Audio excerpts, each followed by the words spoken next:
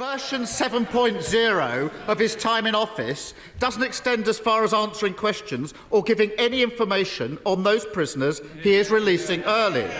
Basic details like how many, where are they, what crimes have they committed.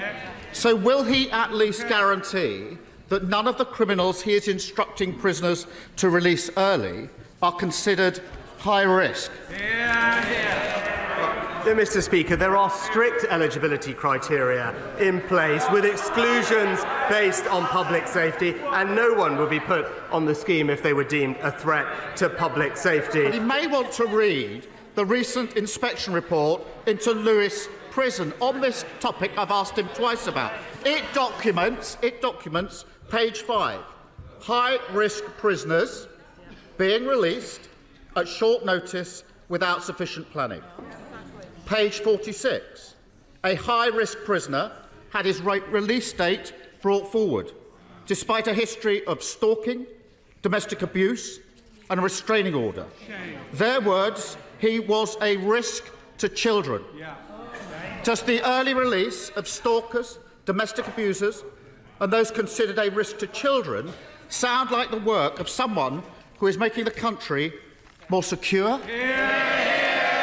Mr. Speaker, as I've said, no one should be put on this scheme if they are a threat to the public. And let me be crystal clear, it does not apply.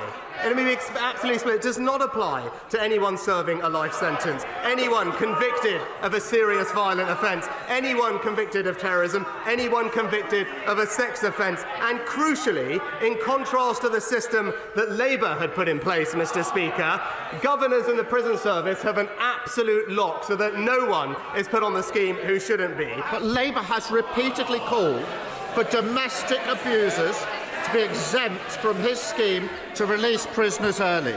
His government has shamefully ignored those calls. So now we have the evidence that domestic abusers are being released early. The Lewis report, Prime Minister, will he finally change course and back Labour's calls?